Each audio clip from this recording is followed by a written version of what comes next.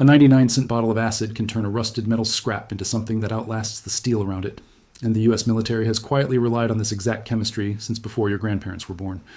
On a January morning in 2022, a pedestrian bridge in Pittsburgh gave way without warning, dropping several vehicles into the ravine below. Investigators didn't find a design flaw or an overloaded truck. They found a support beam that had been hollowed out by years of unchecked corrosion, water and debris trapped against steel until there was nothing left to bear the load. That single failure is a snapshot of a problem playing out everywhere, all the time, mostly invisible until something breaks. Corrosion isn't a minor inconvenience. Industry estimates from corrosion research bodies like NACE International put the annual cost of rust damage in the U.S. alone in the hundreds of billions of dollars, with global estimates running into the trillions once you account for infrastructure, vehicles, pipelines, and machinery. And yet the tools most people reach for, spray paints, rust-inhibiting primers, aerosol converters, are built around a business model of reapplication. They wear off. They peel. They need to be redone every year, sometimes every season, and every failure sends you back to the store. It's a treadmill, and most homeowners don't even realize they're on it. But there's an older, quieter branch of chemistry that doesn't just cover rust, it converts it. It turns the very iron oxide eating your metal into a hard, stable, dark layer that becomes part of the surface itself, rather than sitting on top of it. It's called phosphate conversion. And while it sounds technical, the idea is almost embarrassingly simple once you see it. This isn't a new discovery. Blacksmiths in the Roman era noticed that iron tools dipped in acidic tanning liquids came out darker and more resistant to rust than untreated pieces left in the same shop. They didn't know why. They just knew dark iron survived and bright iron didn't, so they kept doing it.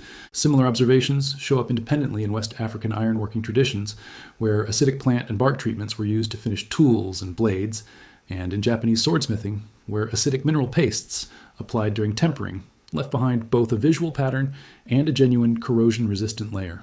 None of these cultures were in contact with each other.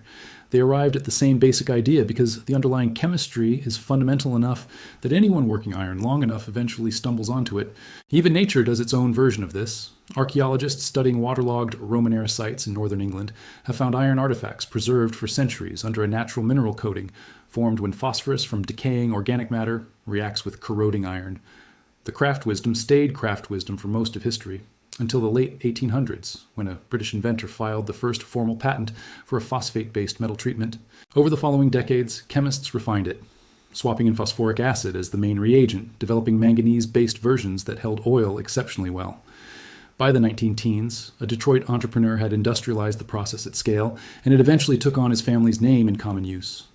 When the Second World War hit and America found itself fighting across the Pacific, arguably one of the harshest corrosive environments on the planet, all salt spray, heat, and humidity, the military needed a cheap, fast, forgiving coating for the plain carbon steel that alloy shortages had forced them to use everywhere. Phosphate conversion fit every requirement. Rifles, pistols, tank components, ship hardware, all of it got treated. The specification the military wrote for this coating is still active today, decades later, still referenced in modern military standards. So what's actually happening at the molecular level? Iron, in its refined form, is unstable. It wants to react with oxygen and water and return to a lower energy state, which is what we see as red rust. That rust is porous, flaky, and takes up several times the volume of the original metal, which is exactly why it causes paint to blister and lift.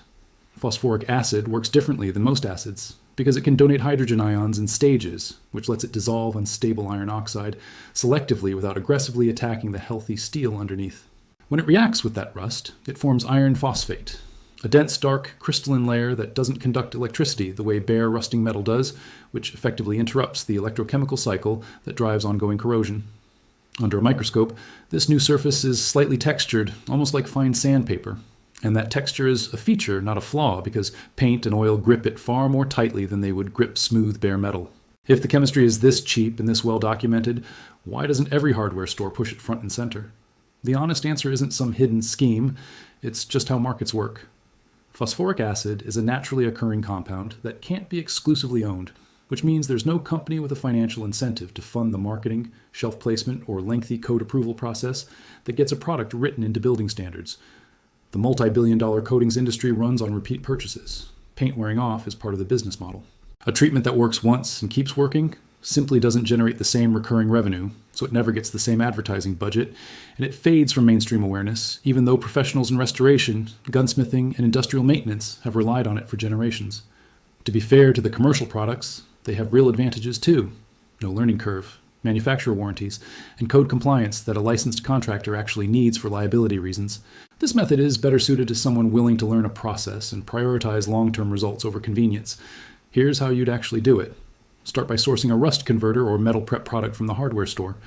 Check the label for phosphoric acid in the 10 to 30% range. A small bottle typically runs under $10 and covers a good amount of surface. Next comes prep, and this is where most people get it backwards. Knock off loose, flaking rust scale with a wire brush, but don't sand all the way down to bare shiny metal. The tight, adhered rust is exactly what the acid needs to convert. Strip it away and you've removed the raw material the reaction depends on. Wipe the surface with a solvent to clear oil or grease, then apply a thin, even coat of the acid solution and keep the surface visibly wet for roughly 15 to 30 minutes. You'll watch the color shift in real time, orange-brown darkening to gray, then settling into a deep blue-black as the iron oxide converts into iron phosphate. Let it cure undisturbed for a couple of hours, then apply a lighter second coat to catch anything hiding in seams or pits. Once that's cured, neutralize any leftover acid with a baking soda and water mixture, rinse it clean, and dry the metal completely before leaving it exposed to air. Any lingering moisture on freshly converted metal invites flash rust right back. It's worth being straightforward about the limits here, because a video shouldn't oversell what chemistry can and can't do. This process converts existing rust. It doesn't rebuild metal that's already been eaten away.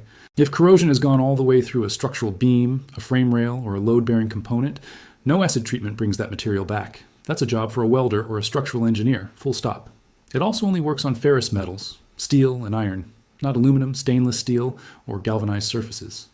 And for anything load-bearing in a home or bridge, current building codes require specific approved treatments applied by licensed professionals. This isn't a substitute for that, and using it as one could create real liability. Where it shines is everywhere else. Tools, fences, outdoor furniture, vehicle components, workshop equipment. Anywhere long-term, low-cost protection matters more than a warranty sticker. That bridge in Pittsburgh didn't fall because nobody understood corrosion. Inspectors had flagged the deterioration for years before it collapsed. The chemistry to stop that kind of decay has existed for over a century, and it's still written into active military specifications today. The gap was never in the knowledge. It was in the attention paid to it. That's really what this comes down to. The tools that quietly work don't always announce themselves, and it's worth asking every so often what else has been sitting in plain sight the whole time. From Hidden Fix Lab, that's the chemistry. Now it's yours to use.